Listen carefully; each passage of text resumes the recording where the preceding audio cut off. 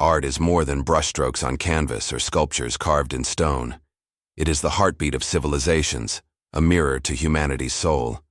Since the dawn of recorded history, powerful leaders, conquerors, and revolutionaries have sought to possess art, not just for its aesthetic value but for its influence. In ancient Mesopotamia and Egypt, art was used to immortalize rulers and assert divine legitimacy. When the Romans expanded their empire, they didn't just take land, they took culture. Entire caravans of stolen artworks were paraded in Roman triumphs, symbolizing not only military victory, but cultural domination. During the Renaissance, with the flourishing of artistic genius, art became even more coveted. By the time Napoleon rose to power in the early 19th century, art theft was systematized on an imperial scale. His armies looted churches and palaces across Europe, stripping places like Venice and Rome of their masterpieces to elevate France's image. Centuries later, the Nazis would replicate this on an even more horrific scale during World War II, stealing thousands of works in an attempt to rewrite cultural memory. In the modern era, as art entered the realm of international finance and private collecting, its value soared. A single painting could be worth more than an entire skyscraper. With high prices came high stakes. Art was no longer just vulnerable in times of war, it became a target even in peace.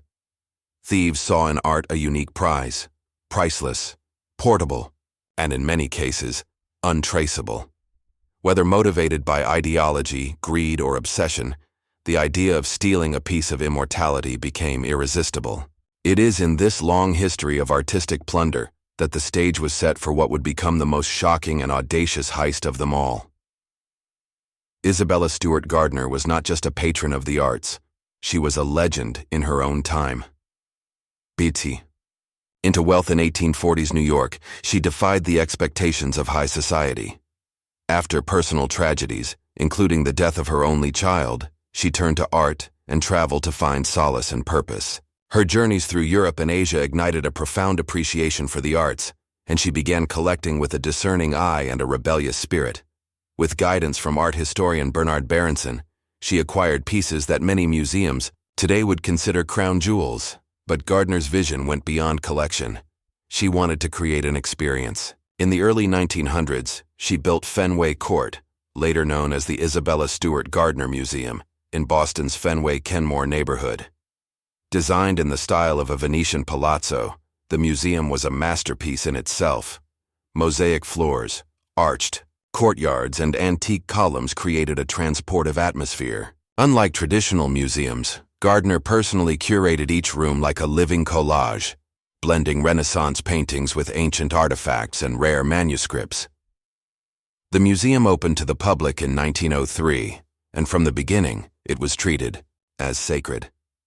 Visitors would enter a hushed space filled with natural light, fountains, and rooms where Rembrandt's haunting portraits shared space with medieval tapestries.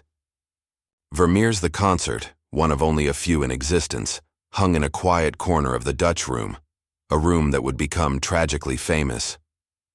Gardner's will dictated that the museum remain unchanged after her death in 1924. No new works, no rearrangement. It was her final assertion of control, a desire to preserve her dream exactly as it was. For decades it remained frozen in time, a secret gem for Boston's locals and a pilgrimage site for art lovers. But that permanence also made it vulnerable. Its outdated security system, dim lighting, and reverence for tradition created an illusion of safety, one that would be shattered in the early hours of March 18, 1990. In the quiet, early hours of Sunday, March 18, 1990, Boston was still basking in the revelry of St. Patrick's Day celebrations. Most of the city had slipped into a drunken slumber, a fact the two men arriving at the Isabella Stewart Gardner Museum that night likely counted on. Dressed in full Boston police uniforms, they approached the museum side entrance at around 1:24 a.m. and rang the buzzer.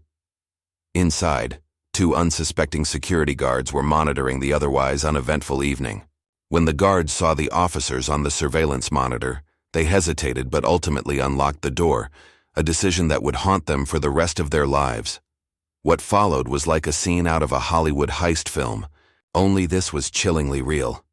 The two imposters stepped inside, claimed they were responding to a disturbance, and within moments, turned the situation on its head. One of the fake officers suddenly said, "Gentlemen, this is a robbery." The guards were quickly handcuffed, duct-taped, and blindfolded before being taken to the basement and left helplessly bound for hours. For the next 81 minutes, the thieves had the museum entirely to themselves. Moving deliberately and confidently, they bypassed security sensors, ignored entire galleries, and went directly to specific pieces, suggesting they had done their homework. They removed the storm on the Sea of Galilee by Rembrandt, his only known seascape, cutting it out of its frame. They took Vermeer's The Concert, an incredibly rare and irreplaceable masterpiece, and several Degas sketches, a Chinese bronze, and Manet's Chez Tortoni. They even stole a relatively obscure eagle finial from atop a Napoleonic flag, an odd and specific item that added further mystery to the crime. Despite their crude methods, including cutting canvases with a blade, the thieves moved with unnerving calm. At 2:45 a.m., they loaded the art into their vehicle and vanished into the darkness, leaving behind only empty frames, disarmed cameras, and two traumatized guards. By the time the museum staff arrived in the morning, the magnitude of the crime became clear. The Gardner Museum had just suffered the largest private property theft in the history of the world. The stolen works were not just expensive, they were historic. Leading the list was The Concert by Johannes Vermeer. Only about 34 of his paintings are known to exist today, making every one of them precious beyond calculation. The Concert alone was valued at over $200 million, but its cultural and artistic worth is inestimable. Rembrandt's The Storm on the Sea of Galilee, taken from the same gallery, was a masterclass in movement and emotion, depicting Christ calming the storm, a scene eerily symbolic of the chaos that followed its disappearance. Another Rembrandt, a small self-portrait etching, was also taken, as well as Chez Tortoni by Manet, a moody, elegant portrait that once anchored the Blue Room. 5 works, by Edgar Degas, mostly sketches of horses and dancers, were stolen from the short gallery. While smaller in size, their theft was a deliberate blow to the museum's carefully curated harmony. One of the oddest items taken was the gilded bronze eagle finial, a seemingly minor artifact, but one Gardner herself had selected with care. The variety of items stolen confused investigators. It didn't follow the logic of profit-motivated theft alone. Some were immensely valuable, while others were culturally significant, but less known. In total, 13 pieces were stolen that night. Their combined estimated value exceeded $500 million, making this not only the greatest art heist in American history, but the most valuable theft of private property anywhere, ever. But beyond price tags, the loss was deeply personal. Each empty frame that still hangs on the Gardner Museum walls is a wound that refuses to heal. A haunting reminder of a night when time stopped and Boston's artistic soul was robbed. When the theft was discovered on the morning of March 18, 1990, chaos erupted inside the Isabella Stewart Gardner Museum. Police arrived quickly, but it was already too late. The thieves had left behind no fingerprints, no traceable evidence, and had skillfully evaded all detection. The FBI took over the investigation almost immediately, recognizing the scale and sophistication of the crime. Early theories pointed in multiple directions. Was this the work of international art thieves? Was it an inside job? Or was it somehow tied to Boston's notoriously violent criminal underworld? One of the most compelling early leads involved the Boston Mafia. In the 1990s, organized crime in the city was deeply entrenched in racketeering, drugs, and loan sharking. Some investigators believe the heist may have been orchestrated as leverage in criminal negotiations. Stolen art used as a bargaining chip to reduce sentences or gain power. Names like Carmine Romano and Bobby Donati, well-known figures in Boston's mob circles, surfaced again and again. But just as quickly as these leads appeared, they evaporated, either due to a lack of evidence or the sudden suspicious deaths of potential informants. Meanwhile, the Gardner Museum posted a $1 million reward, later raised to $10 million, the largest such reward in the art world. But despite the staggering incentive, no one stepped forward with credible information. Over the years, the FBI conducted interviews across the US and Europe, raided homes, tapped phones, and even dug up backyards in search of missing art. At one point, they believed they were close, tracing the path of the stolen paintings to a warehouse in Connecticut and even to Ireland. But again, the trail went cold. Even more perplexing were the psychological profiles built around the thieves. Why had they taken such specific pieces and ignored others of equal or greater value? Why had they stolen small, unsellable items like the eagle finial or the Chinese vase? The crime didn't follow typical patterns. It was too personal, too theatrical. And as years turned into decades, the case became not only unsolved, but mythologized. A haunting mystery that seemed to taunt the very institutions meant to protect art and justice. In the years following the heist, the Isabella Stewart Gardner Museum transformed from a hidden gem into a haunted landmark. Visitors didn't just come to admire the remaining artworks, they came to see the crime scene. The museum made the controversial decision to leave the empty frames of the stolen paintings hanging in their original places, just as Isabella Gardner had intended. This quiet act of defiance became a visual memorial, a chilling reminder of what was lost and what justice had failed to reclaim. The public fascination with the heist exploded.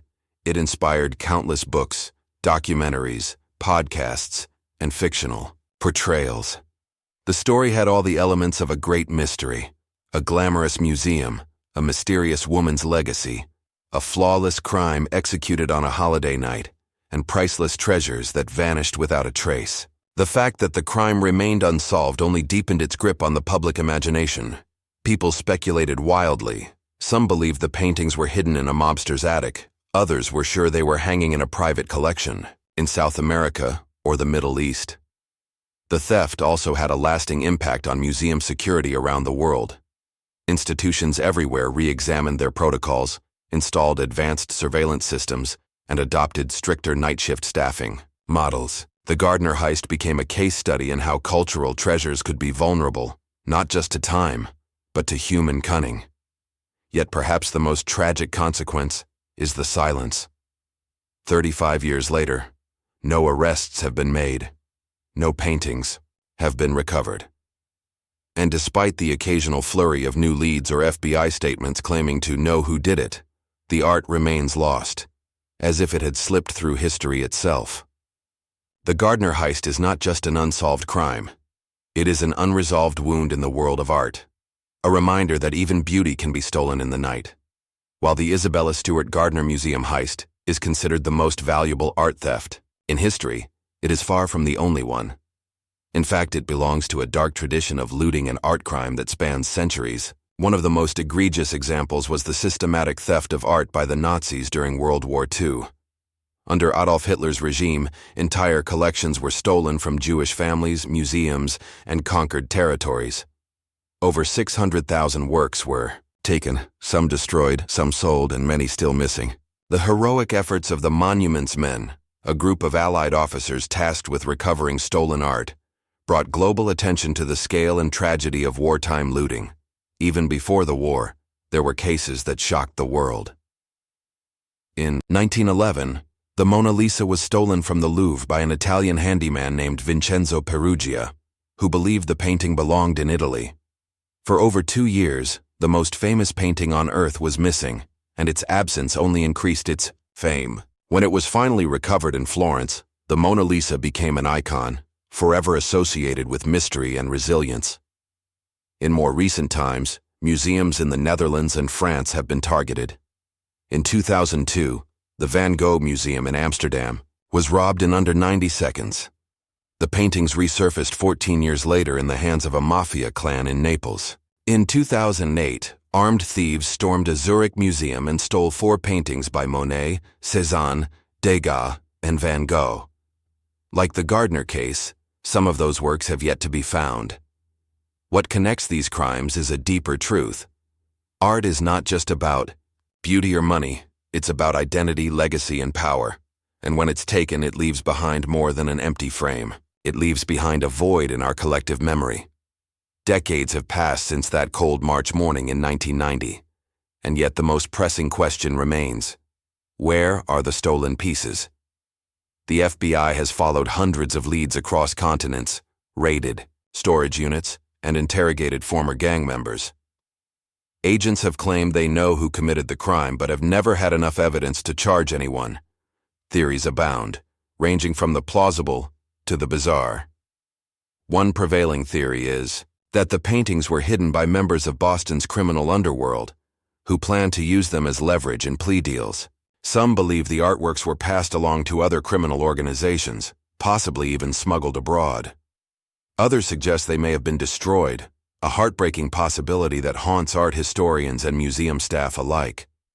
A few optimists hold out hope that the art survives in a secretive private collection, perhaps owned by someone who doesn't even realize what they have. The Gardner Museum has never given up. The empty frames still hang, awaiting the return of their occupants. The $10 million reward remains active. In a 2013 press conference, the FBI even announced they believed the art had been moved through Philadelphia, giving a glimmer of hope, but nothing came of it. Occasionally, new tips emerge, sparking fresh media coverage and renewed public interest, but the trail has gone cold again and again. Today, the case stands as the greatest unsolved art mystery in the world. The loss is not just Boston's. It is shared by all who believe in preserving beauty, culture, and history. The stolen masterpieces are more than missing property. They are symbols of what we value and what we are willing to fight to recover. Until they are found, the story remains open, a haunting chapter in the history of human creativity. More than 3 decades have passed since the Gardner Museum was stripped of its treasures in the dead of night, yet the world remains captivated by the crime. Why does this story continue to haunt us? Why do podcasts, documentaries, books, and investigations still flourish around a crime that seems at times unsolvable? The answer lies not just in the staggering monetary value of the stolen works, but in the deeper emotional and cultural wound left behind. Art is one of the few things that endures beyond war, politics, and time. A painting can whisper the soul of a lost century. A sculpture can embody the vision of a forgotten mind. These aren't just objects, they are pieces of our shared human story. When someone steals a work of art, they don't just take pigment and canvas. They take a voice from the past. They rob not just the museum, but every person who might have stood before that piece and felt awe, grief, or wonder. The Gardner Heist taps into something primal. Our love for mystery, our rage against injustice, our longing for recovery. It reminds us that the treasures of civilization are fragile, that even in places meant to protect and preserve, nothing is truly safe. It's a story filled with silence, the silence of missing paintings, the silence of dead leads, and the silence of frames that echo with emptiness. And yet that silence continues to speak. The empty frames in the Gardner Museum aren't just placeholders, they are symbols of resilience. They say, "We haven't forgotten." They challenge us not to give up. The continued display of those frames is a public act of defiance, a statement that until the art returns, the story remains unfinished.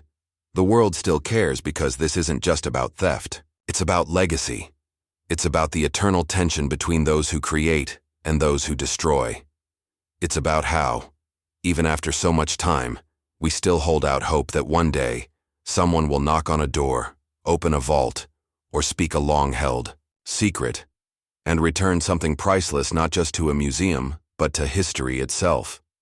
Until that day, the greatest art heist in history remains not just a mystery, but a mirror, showing us the value we place on beauty, memory, and the stories we refuse to let go.